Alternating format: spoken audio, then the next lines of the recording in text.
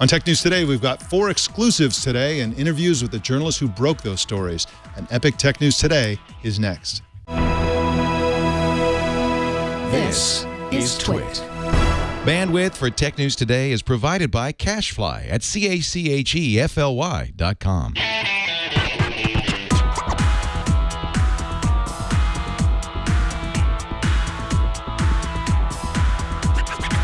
This is Tech News Today for Wednesday, January 14th, 2015. This episode is brought to you by ZipRecruiter. ZipRecruiter makes hiring faster, easier, and cheaper. Post your job to 50-plus job boards with one click.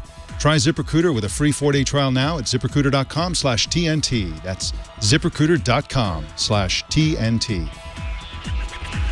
And by LegalZoom. Visit LegalZoom.com to save on your legal needs and gain access to a network of legal plan attorneys for guidance. LegalZoom is not a law firm, but provides self-help services at your specific direction. Visit LegalZoom.com and use offer code TNT to receive $10 off at checkout. Tech News Today is the show where we talk about the tech news with the journalists who report it. Welcome to the show. I'm Mike Elgan, and joining us as co-anchor is Bloomberg View tech columnist Katie Benner. How you doing, Katie? I'm great. How are you, Mike? I'm doing fantastic. We got lots of Bloomberg people on the show today. Big Bloomberg day. So why don't we jump right into the news in an exclusive details and screenshots revealing the iPhone app for users to control Apple Watch settings have been posted by Mark Gurman on the 95Mac blog. The app was discovered in the iOS 8.2 beta and is called the Apple Watch Companion. Mark is a senior editor at 95Mac and joins us now to talk about his exclusive. How you doing, Mark? Good. How are you doing? I'm doing great, thank you. Now, you wrote that this companion app has settings that reveal some novel new functions of the Apple Watch. Can you talk about some of those? Yeah, so we posted screenshots of this app that's in development. It's called Companion. It's for the iPhone. It's how you'll set up and control the Apple Watch when it comes out by the end of March. And what this app does is it allows you to control and customize all the nitty-gritty details of the watch. You'll be able to set up notifications, control the activity and fitness functions. Another really important panel there is for accessibility. So this watch will actually have voiceover, and people who have seeing or hearing difficulties will be able to tweak the watch to be able to be used. They'll have this feature that you're actually showing right now called carousel mode, which will actually allow you to set up your Apple Watch home screen through a virtual view on the phone itself, which should make setup just a bit easier. We've also learned about some new clock functions. So there's going to be a new feature called monogram. So some classic watches that you might buy allow you to have them customized when you order them with your name embedded in the actual face of the watch. So here it'll be all digital. You'll be able to type in your initials or a 4-letter word of your choice and have that in the background of your watch faces. And you're actually showing that right now. Got it. So, Mark, what other information can be displayed on the face of the watch? It's a small amount of real estate.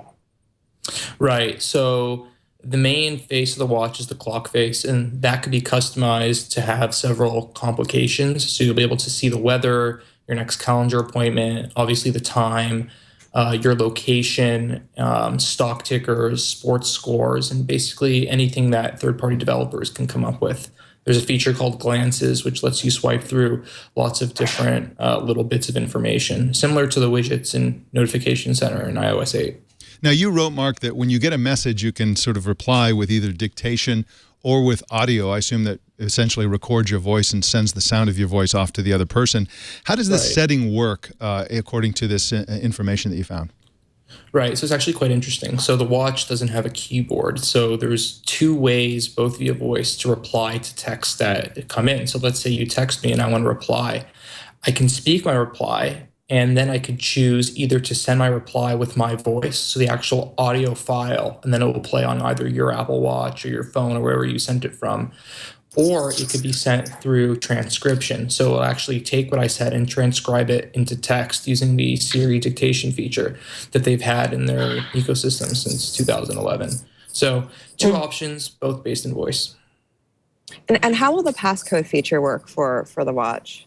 Right, that's another interesting one. So there's 2 options. The first option is a 4-digit passcode, similar to the standard passcode array that the iPhones had since the very beginning when it first came out.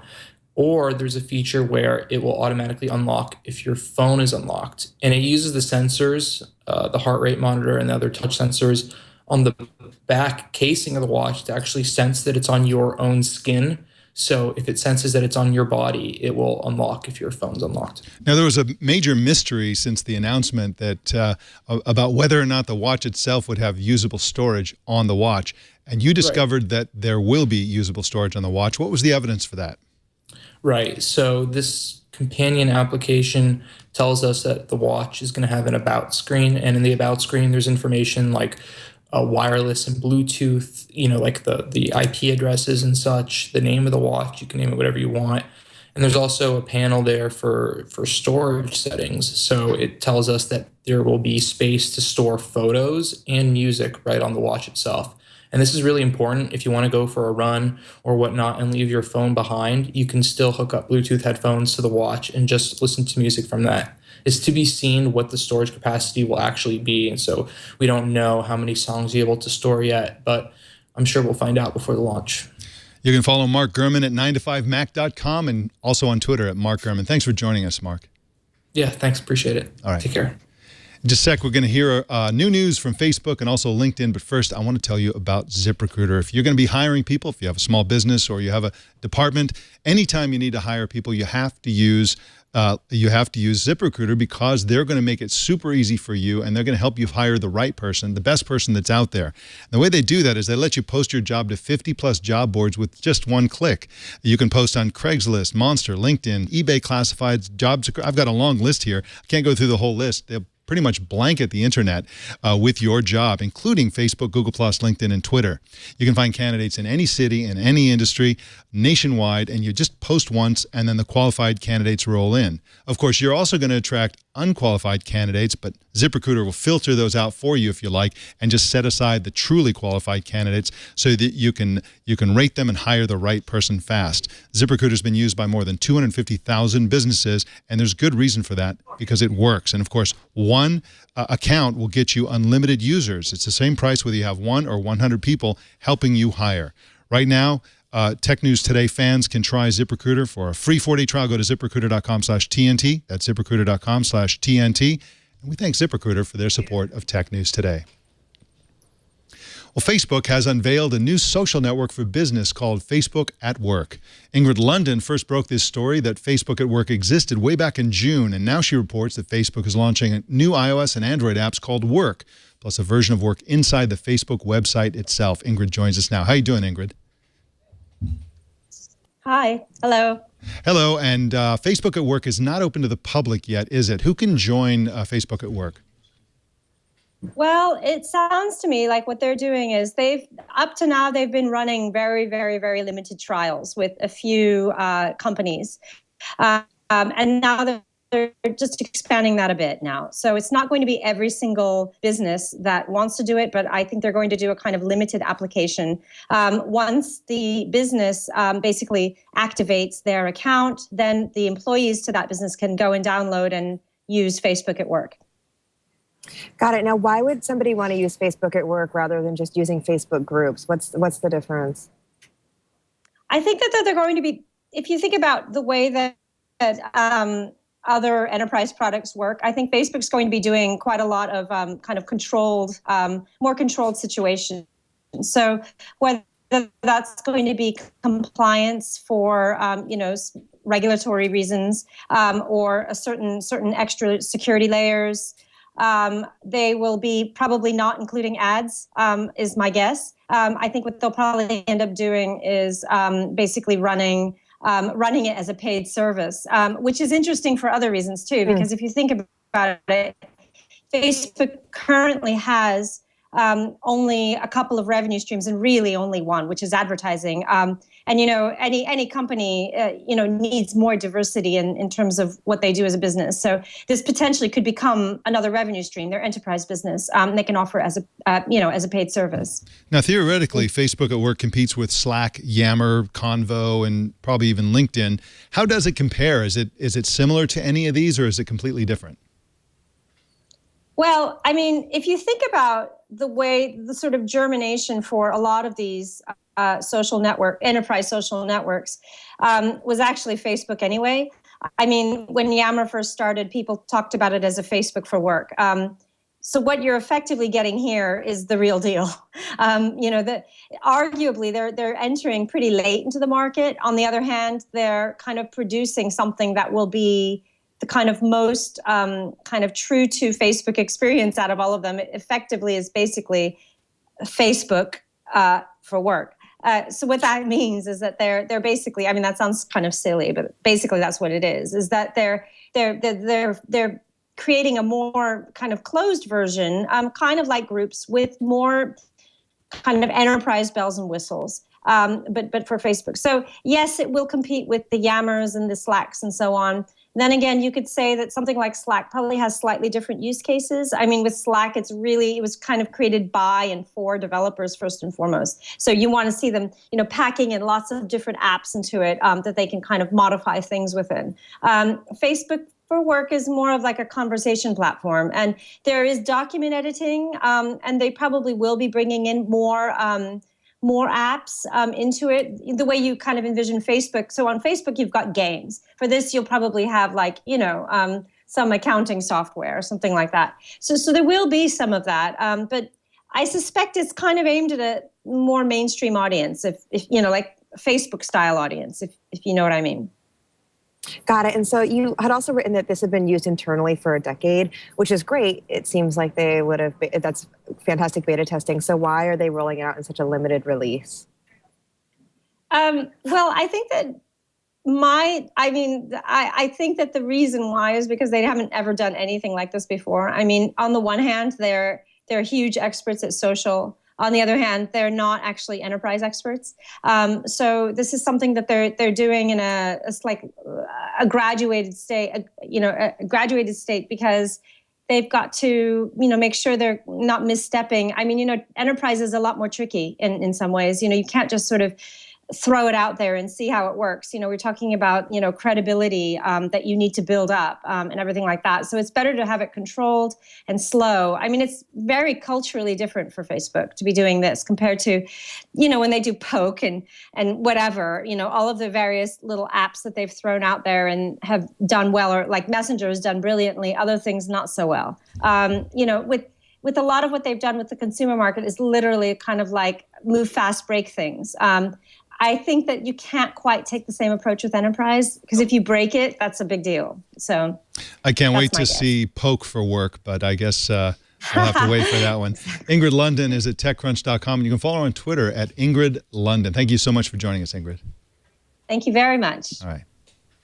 In related news, LinkedIn is rolling out new social features and a new app that enable professionals to interact with coworkers, according to an exclusive by Kurt Wagner at Recode. Kurt is here to share the details. Welcome to you, Kurt. Thanks again for having me. It's been a long time since we've had you on. I think it was yesterday. So yes, welcome back. You might as well just stay on the line. We'll have you on again tomorrow. Now, can you tell us about these new tools and also about the new app? Absolutely. So there's a few things that LinkedIn is working on. The first tool is going to come out in the next couple weeks. And my understanding is that is to encourage employees to connect more with their coworkers. So this tool, it's more of a feature, I think, but what it's going to enable people to do is send in-mail directly to people within your company, even if you're not connected with them on LinkedIn. And then I think the big one to me, or what stands out to me, is they're trying to get companies to create a Rolodex of sorts. So they'll ask their employees to submit contact info like emails, phone numbers, things like that. And then you would be able to see that information for your colleagues on LinkedIn. The second product is going to be later in the quarter. The timing is still a little TBD, but that is going to be more for companies sharing content with their employees. So an employee would download this new app that LinkedIn is currently working on. They would join specific groups within the company that they find interesting. And then someone, an admin of sorts for the company, would then share content like blog posts or updates to these specific groups, kind of tailoring the content for the employees. And I think both of these tools are really only relevant for companies that are really big, right? I mean, a Google, for example, where they're coming out with tons of content every day. They have thousands and thousands of employees. They're trying to tailor the experience for each of them. I don't think it would be as relevant for a lot of the startups that you might see in Silicon Valley, the smaller companies. Got it. So do you see these apps as direct competition to Facebook at Work? And did the timing of the news that broke have anything to do with the Facebook at Work announcement? I think it's pretty coincidental, if you will, that both stories are kind of happening at the same time. I'll leave it at that. But I think if you look at in terms of competition, I actually don't really see as much overlap. Having kind of heard from both companies what they have in the works, I think that Facebook at Work sounds a lot more like a direct chat communication tool. So day in, day out, when I'm emailing with a boss or with a coworker about a project, I'm chatting back and forth. I'm going to use Facebook at Work for that. But that's limited to just my company, whereas LinkedIn has always been valuable in that it connects you with other people outside of your company in your industry. It helps you find your next job. So I think that people are still going to want to use LinkedIn for their professional profile. I don't think LinkedIn is trying to make a play, at least right now, to try and kind of be that back and forth day-to-day tool. But things evolve quickly. I mean, 24 hours ago, neither LinkedIn or Facebook had really talked much about what they were doing. So we'll see what happens in the next couple months. You said that the Facebook at Work offering would involve a lot of back and forth, and you reported in your article that the LinkedIn offering won't include a chat feature. So that's an interesting differentiation. Now, does this create a problem for companies? There are two problems that I can think of right off the bat. The first is that it might be a security risk. If, essentially, as I understand it, it enables people within a company to interact with each other through LinkedIn without actually being connected the way you normally would on LinkedIn. There's a bunch of hoops you have to jump through to connect with somebody on LinkedIn. And if somebody just sort of gets into the tent, won't they essentially be thought of as an employee once they're inside and be able to send people stuff inside a company? That's one risk. The second risk is that companies may not want to encourage their employees to go on a site that's really about poaching and changing jobs and that sort of thing. What about those risks? Do you think those will kind of turn companies off? So I want to address the second risk first, which you mentioned. Are companies going to want to encourage their employees to spend all day on LinkedIn? And I would say that you bring up a really good point, right? If I'm an employer, do I want to be funneling my employees to go to LinkedIn to connect with one another? Because what else are they going to see? They're going to see relevant job postings that are tailored to them. They're going to potentially be connecting with people outside of the company as well. So I think that's a valid point. To your first question, I think that.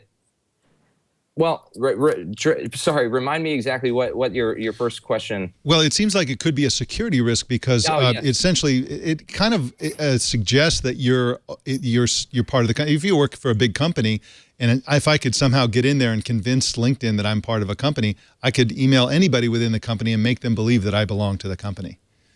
Yeah, so I think also when you talk about the types of companies that this is going to be most valuable for, I mentioned Google, right? Someone with 50,000 plus employees, that's a company where do you really want someone from the San Francisco office having all the contact info for people in the New York office, for people in the London office who don't necessarily work together? So some companies already do some kind of Rolodex of sorts, right? Like they have a service set up where if I'm trying to find an email for someone else, I can find it through a service that already exists. But LinkedIn's going to have to convince employers that, hey, people are going to use this responsibly and obviously create some kind of, I would imagine, reporting feature, right? Like if you're getting harassed by a colleague because they can now reach out to you, whereas before you had more control and could block them essentially. So we'll see how this happens. It's still very much in like a beta phase. People are just testing these new products. So we'll see what LinkedIn ultimately comes out with and how people are using it. You can follow Kurt Wagner and his many exclusives at recode.net and also on Twitter at KurtWagner8. Thanks for joining us today, Kurt. Yeah, absolutely. Thanks for having me. All right. President Obama called for more competition in broadband services and asked that 19 states end laws that block cities and towns from building their own broadband networks. Let's take a look at what the president is saying. One of the things that I'm going to make an early announcement about this week is the issue of getting faster broadband. I want to take a look at something that I've got here on my iPad. Product this placement. Is internet download speeds by city. I can zoom up if you want so you can see the names there. So you've got Seoul, South Korea, Hong Kong, Tokyo, Paris. These cities all have really fast access to the internet because they've made the investments in broadband. Now, here's what's interesting. Right next to it, you got Cedar Falls, Iowa. Now, Cedar Falls isn't a really big place. You only all right, well, he's going to go on and on. We don't have time for this. Cedar Falls, but the reason they President can compete Obama. with these other world cities. Let's bring in our interview guest. John Brodkin is a senior IT reporter for Ars Technica, and he joins us to talk about this. How you doing, John? I'm good. How are you doing? I'm doing great, thank you. Now, is this just easy politics from the president, or is there anything substantive behind this? Is he really going to make a difference here? Well, it could. What's actually happening is the FCC is already looking at these 19 state laws that make it difficult for cities and towns to build their own broadband networks, and the FCC has some authority to encourage competition in local communities, which may include authority to remove barriers to investment. So the FCC has a proceeding already that's looking into whether it can actually invalidate or preempt these laws. There are communities in North Carolina and Tennessee that have asked to do this. So basically, Obama is pressuring the FCC to rule in the local community's favor. Okay, so what is the likely response from the states on this proposal? I mean, states that have voted to limit municipal broadband, they're not going to like it because, you know, it goes against what they voted for. You know, a lot of these laws, though, were passed basically at the behest of cable companies and other internet service providers, the lobbyists who are paying money to the politicians. So they're not going to like it most of all. Now, isn't the FCC already looking to invalidate these laws? What's happening at the FCC? Right. Like I said, in North Carolina and Tennessee, there are, I think they're both utilities or similar that have created broadband networks. They're offering fiber to local residents, and the towns surrounding them have asked for service to expand to those towns. But they can't expand because there are state laws that make it difficult or impossible to do that. So they've asked the FCC to invalidate those laws. Man, since President Obama became a lame duck, he's really been doing a lot of good stuff here. I hope he's effective, and I really hope that he makes a difference because he's really zeroed in on what the problem is, which is a complete lack of competition and also the lobbying by the industry to make sure that there isn't competition and that we don't have good services. So I really hope he succeeds there. John Brodkin is at arstechnica.com, and you can follow him on Twitter at jbrodkin. Thanks for joining us, John. Thanks for having me. IBM is launching a new mainframe, a mainframe, as a way to boost security for mobile e-commerce, banking, and healthcare. It's called the Z13, and IBM says it can process 30,000 transactions per second. Alex Barinka is a reporter for Bloomberg News, and she joins us by phone. Welcome, Alex. Thanks for having me. Now, why a mainframe? Aren't mainframes kind of obsolete? In a sense, you think that, but this is kind of IBM's bread and butter. This is a really, intense supercomputer who is kind of the workhorse of these internet systems, whether it be a private data center or public cloud. They really are kind of the foundation for running the back end for these big companies like banks and healthcare companies and pharma companies and things like that. Okay, so how long did it take them to create this, and how much did it cost? Because they've been talking about coming out with something new and something exciting for a really long time, and I think that a lot of people were wondering if it was going to be something around artificial intelligence or that kind of supercomputing.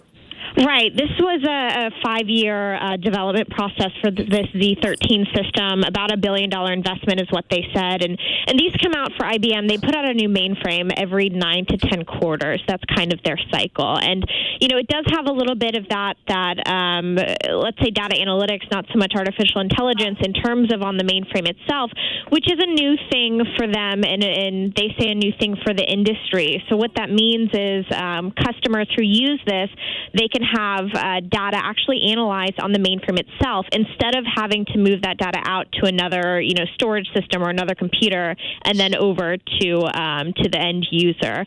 So there's a bit of interesting innovation here for them at a time where they really need to be selling hardware products, especially that their customers are really interested in cracking open their pocketbooks for.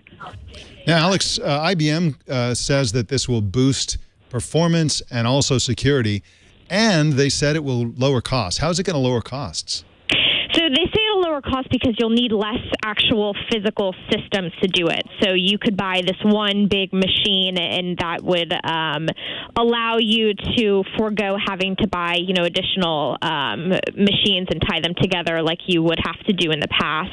So it's an interesting thing for them. I guess the question for the company corporate-wise is whether this system will still have the very high margins that they're used to getting for their mainframe computers in terms of looking at what IBM's been trying to do as a company.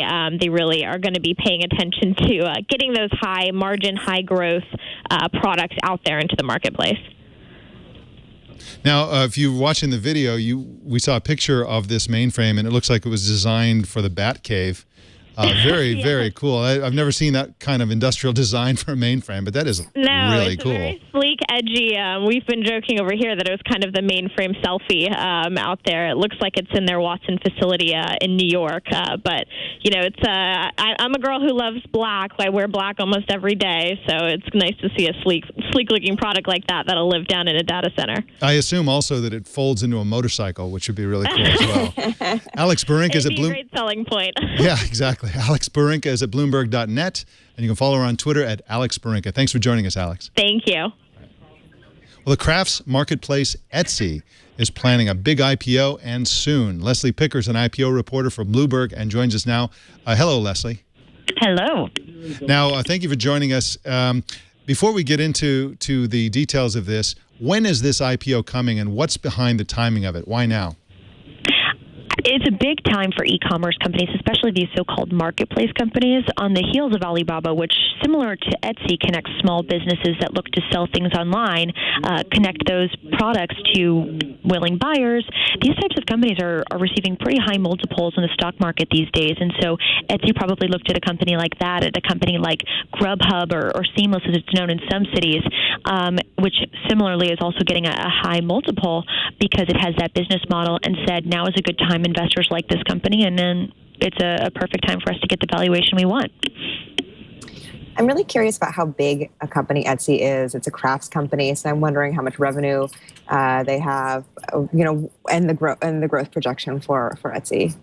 Now, we know that they're most likely not making more than $1 billion in revenue. However, their financials at this time are still private. They do post what's known as gross sales on their website, but that's not revenue sales. That's just the amount of transactions that are taking place over their website. So that's about $1.35 billion. And then, of course, they make revenue by taking 3.5% commission from each sale and charge sellers 20 cents for listing items on their site. So definitely less than 1.35 billion, but we'll have to wait and see when the prospectus is closed to see exactly how far under that it is. Now, this is a really interesting IPO because this is really, the nature of the products that you buy on Etsy, and I use it all the time. I actually love the site. They're crafts. They're the kinds of things that people make in very small amounts by hand. And, it's not like they're Amazon.com or something like that. And so that's interesting, but it's really a big deal for the New York startup scene, isn't it? Can you explain why this is such a big deal for New York City? Absolutely. So, of course, this is a Brooklyn-based company, and a lot of New York tech companies have been rumored to go public for years. You're looking at ad tech companies like AppNexus. Gilt Group is one that people have been looking at to go public, and none of them have really come out yet. And so this company, if it does pursue that $300 million offering size, would be the biggest tech company from New York to go public since the 1999 .com bubble. Leslie Picker is at Bloomberg.com, and you can follow her on Twitter at Leslie Picker. Thank you for joining us on Tech News Today, Leslie. Thank you. All right. Well, we've got some more information and also a really interesting opinion column related to the satirical magazine Charlie Hebdo and the terrorist attack there against. But first, I want to tell you about LegalZoom. LegalZoom is going to transform your situation, whether you have a business, whether you're just a person who needs legal services. The reason is that lawyers are really high paid and very expensive. But sometimes, very often, many of the services that lawyers provide can be provided much more cost effectively. And that's what LegalZoom does. They're not a law firm.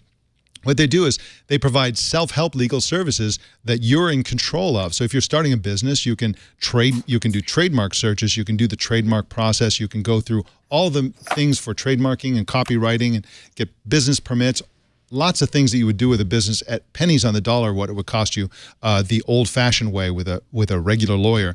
If you're running a business, you may have to gain access to real estate documents, you may have some patents you want to process, website terms and conditions. There are a lot of things you need to do as a business that require legal help, and LegalZoom provides so many of those. And of course, everybody needs to make a will or living trust.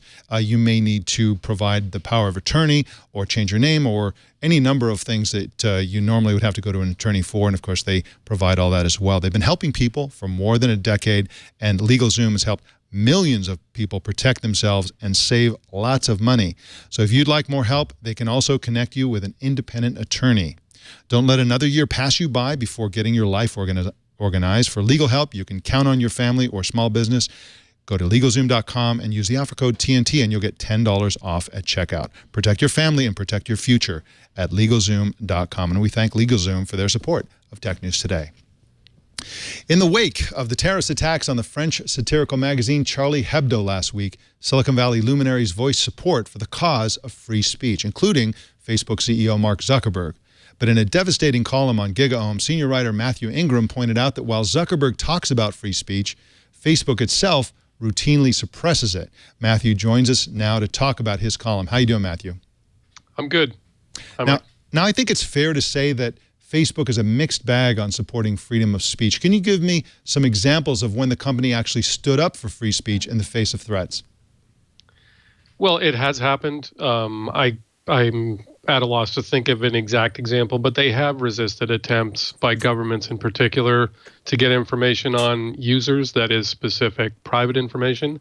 But what they don't do a particularly good job of is just allowing sort of free speech of the kind we've grown used to on social networks to occur on Facebook. They have a much more stringent approach than, say, someplace like Twitter.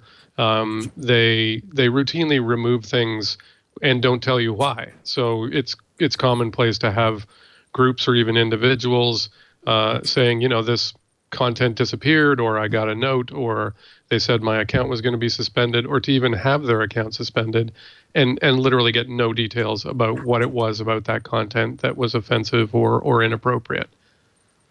I'm curious if you could walk us through a couple of examples when Facebook suppressed free speech, and maybe even talk about what you think Facebook's obligation is to defending freedom of speech now that it is such a town square for so many people in so many parts of the world.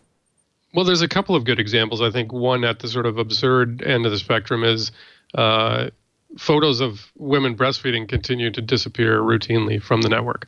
And it's been happening for years. There doesn't seem to be, sometimes photos will be left and other times they will just vanish or someone will get a warning. This is theoretically not a hugely controversial thing. I mean, women have been doing it for millennia. It's not, and yet it seems to be right on the border for Facebook of things that they think people will be upset by, particularly if it shows the entire breast. So that's just, to me, that's just absurd, and perhaps it's a problem with the way they train their staff. But on the more serious end, one of the things I mentioned in my post was the British investigative blogger Elliot Higgins, who goes by the name Brown Moses, has written about Facebook taking down entire accounts devoted to Syrian attacks on civilians by the Syrian government, including attacks involving chemical weapons, which is a war crime. And he's pointed out that these accounts posted by dissidents who are trying to record this type of activity, removing them effectively removes those incidents and evidence of them from history. This is one of the few places where those things can be found. And so Facebook is effectively erasing those events in a very real way. Now, Facebook tends to bow to pressure from autocratic governments. China comes to mind, and of course, I think Facebook is banned in China, actually. But they still have to obey the laws of the countries they do business in, don't they? I mean, this isn't really a free speech issue, is it? Don't they have to obey the laws even if the government is a little bit queasy about free speech? Sure they do. Sure they have to obey the laws. And it isn't a classic free speech issue because Facebook is not the government. And so it isn't bound by the First Amendment. But free speech is also a principle. And it's a principle that Mark Zuckerberg at least said he stands for and wants to stand behind. And so there's a lot of leeway when it comes to responding to governments. And if you look at the way Twitter has dealt with a lot of governments in countries where it operates, it has routinely said no, or it has taken those governments to court to prevent them from removing content. Facebook seems to not do that. Its response typically is just to say okay and to remove the content. And I think if you're going to go around saying "Je suis Charlie" and say that you support free speech, then I think you should have more examples of where you've actually done that. I think that free speech has really been a great marketing tool for Facebook, frankly. It's one of the things that they talk about. Sheryl Sandberg has talked about this a lot in terms of, trying to further the rights of women in developing countries and in places where their rights are curbed. There are all sorts of sites that people point to on Facebook, including like My Stealthy Freedom, with women taking photos of themselves not wearing burqas, saying we help champion liberty and free speech. So it is something that they use to sell the site. And I'm wondering, what can Facebook really do to try to get the company's business practices to comport with those promises? Is there anything they could do? Are there any changes they can make? Well, I guess the most obvious one is just to try harder. And I'm not saying this is easy. I mean, they have, billions of photos and videos and status updates posted every half an hour. It's a ton of content. And I'm not saying that's an easy thing to manage or that, you should be able to click a button and do it. But I think if you are making statements like the ones you described, they talked a lot about how Facebook was used during the Arab Spring. If that is going to be part of what you say is valuable about your network, then I think you have to try harder to live up to those principles or stop talking about them. One dimension, Matthew, that you didn't mention here in your column, and I guess it's kind of an obsession of mine, is how, we're always talking about Facebook and Google and how much personal data they harvest. And it's always like, well, they have to harvest that much because they need to really get to know you and provide personal information. But this seems to be a case where Facebook should be using its algorithms and its data on us to customize what we see. For example, a mother, somebody, Facebook knows when you're a mother.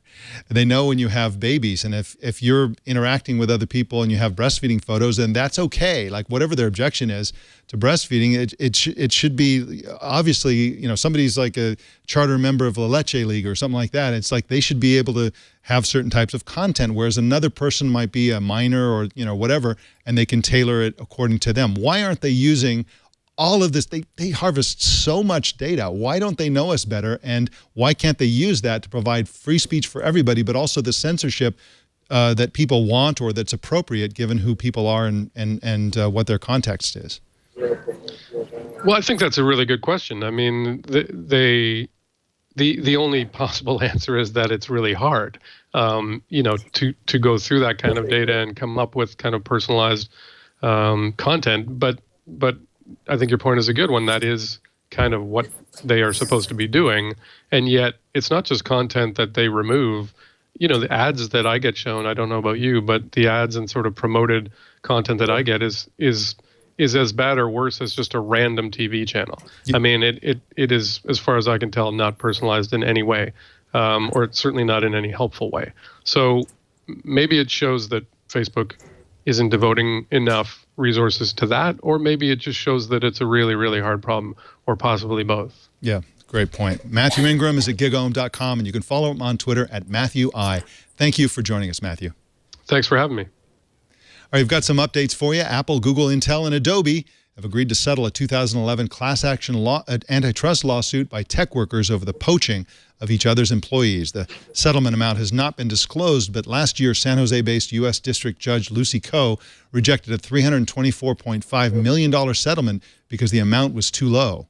The case was based mostly on emails between the late Apple CEO Steve Jobs and former Google CEO Eric Schmidt. Eric Schmidt, of course, is still with the company, but he's not CEO anymore. Katie Benner, this is I have to mention this. Lucy Koh, the judge in this case, is the judge in all of these cases, and she's in Silicon Valley, and she's like the most powerful woman in the universe. Sure, if your universe is Silicon Valley, she definitely is. Well, what's so funny about this? First of all, I mean, I don't think do we need another reminder to never send email, especially if you're doing something that's wrong. But interestingly, you have to wonder what the settlement really was. I'm sure it was more, but would it really be enough to hurt an Apple or a Google or ding them at all? I can't imagine an amount of money that would be more than a slap on the wrist for such profitable companies that generate so much cash. And the fact that it's not being disclosed, again, it's like, well, how punished are they really? And I mean, Lucy Koh might be the most powerful person in Silicon Valley, but these companies are doing okay too. They're doing okay for themselves. And, you know, a part of this makes me also think that we're kind of in a new era. These emails reveal some emails between, you know, the legendary Steve Jobs and also Eric Schmidt, neither of whom were particularly good at guarding their speech, especially in private communication. I mean, their conversations were pretty amazing. And it was like Steve Jobs, like, you know, if I recall, Steve Jobs implied he wanted somebody fired, and then Google fired them, and Steve Jobs responded with a smiley face. And it's really kind of backdoor stuff, which you don't really see anymore. And again, which you don't want to see. So if you're an executive out there and you are thinking about cutting one of these deals, do it over the phone or maybe meet in person. It's probably not that much more trouble. Yeah.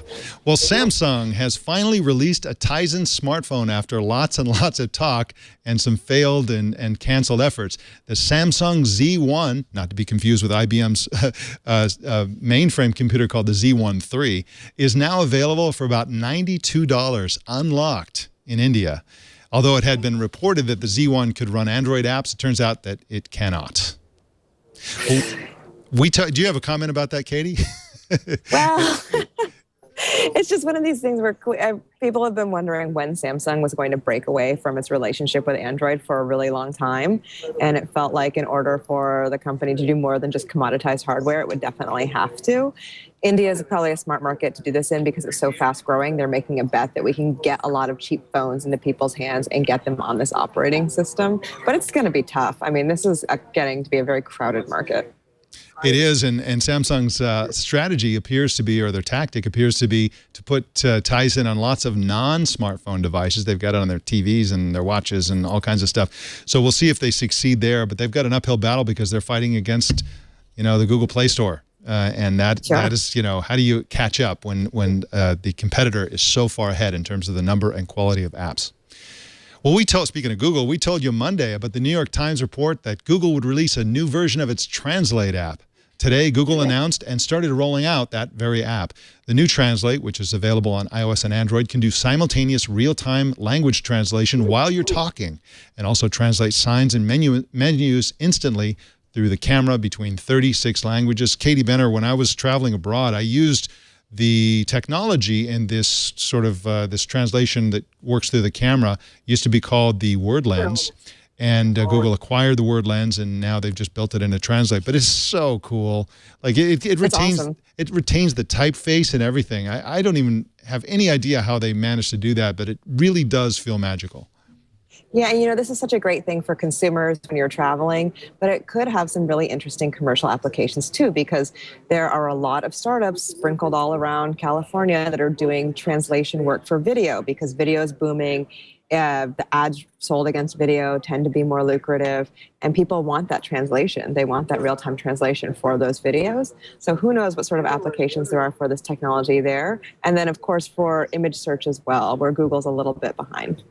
Absolutely. Well, in other news, the same group of pro-ISIS hackers that cracked the Twitter and YouTube accounts of the Pentagon's U.S. Central Command this week also appear to have hacked the probably unofficial Facebook page of North Korea's state-owned airline, which is called Air Koryo. The defaced page mocked Kim Jong-un personally, calling him a, quote, crying pig, unquote, and also called out China, saying, quote, North Korea, the communist thug nation, and the Chinese communist thugs will pay a price for their collaboration with the enemies of the Mujahideen, unquote. Wow, these guys are now the evildoers are starting to attack each other. We'll see if there's a response from Pyongyang.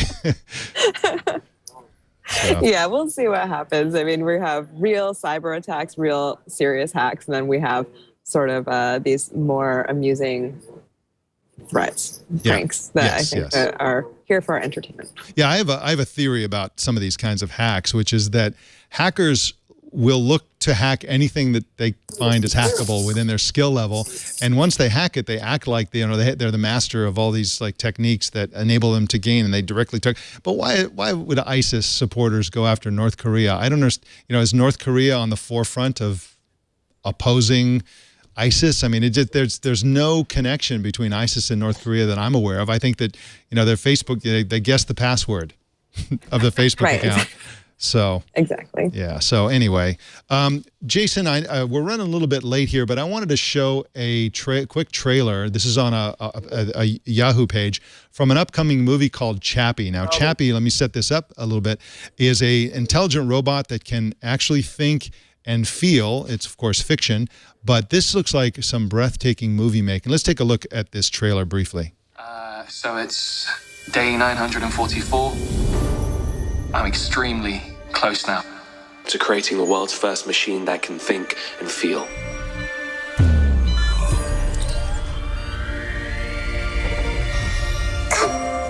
Here we go. You are Chappie. Chappie. Good. Yes. It's like a child. It has to learn. Like a child that can crush your skull. I do believe the problem with artificial intelligence is it's way too unpredictable. This is a breakout role for Hugh Jackman. He's playing an Australian. I am consciousness. I am alive. I am Chappie. Don't let people take away your potential, Chappie. You could write music, poetry. Chappie wants to paint. There's a lot of concern that maybe we will be destroyed by artificial intelligence. Violent protests have erupted all over. I'm a soldier first. My main interest is to protect and to serve. This robot, he's got to be removed. You can't do this. He's special. Destroy that robot. Burn it to ash. Where are you going, mate? Okay, well, you get the idea. This looks like a really cool movie, but what's interesting about it from a technology news point of view is that, of course, there's this week we reported that there's a letter put together by scientists, including major scientists, calling, expressing their concern about the future of artificial intelligence and how if we don't tread carefully, we could end up in a world where the machines turn against us. Of course, Arnold Schwarzenegger has already illustrated exactly what that would look like. Anyway, it looks like a fantastic movie, and I can't wait to see it. Why don't we talk about our TNT fan of the day? Our TNT fan of the day is Victor Toll in Connecticut, who posted this picture on Twitter and said he listens to Tech News Today on his Amazon Echo. This is our first Amazon Echo listener. How cool is that? Of course, Amazon Echo is a basically, it's mostly a speaker that's connected to the internet that lets you interact like Siri or Google Now or Cortana, something like that. And so that's very cool that we've got this first ever fan, Victor Toll, using the Amazon Echo. Well, how do you watch or listen to TNT? Just record a video or take a picture of your setup, post it on Google+, Twitter, or Facebook. Use the hashtag #HowIWatchTNT, and we will find it. That is the Tech News Today. Katie Benner, thank you for this, for co-anchoring this epic episode of Tech News Today. This is the longest episode, the most guests, the most exclusives. This is like a great episode, but thank you so much for everything. And tell everyone where they can follow your columns and your work. Sure, of course. You can follow me on Twitter. It's @KTBenner, so KTBENNER. Or you can just go to BloombergView.com because there's lots of commentary there, not just about technology, but politics and sports. It's a great site. Wonderful, Katie. We'll see you next time. Thank you. All right. Well, you can subscribe to Tech News Today on Feedly. Feedly is an awesome RSS reader that got really popular after Google canceled Google Reader. You can choose your favorite way to subscribe at twit.tv/TNT. And please follow us on Twitter. Tech News Today TV is our Twitter name. You can also follow us on Ello. Yeah, Ello still exists. Just find Tech News Today on Ello. And please send us your thoughts and opinions via email to tnt@twit.tv, or you can call us at 260-TNT-SHOW and leave a message. Don't miss our evening newscast, Tech News Tonight, at 4 p.m. Pacific tonight and every single weeknight right here on the Twit Network. My name's Mike Elgan. Thank you for tuning in, and we will see you tomorrow.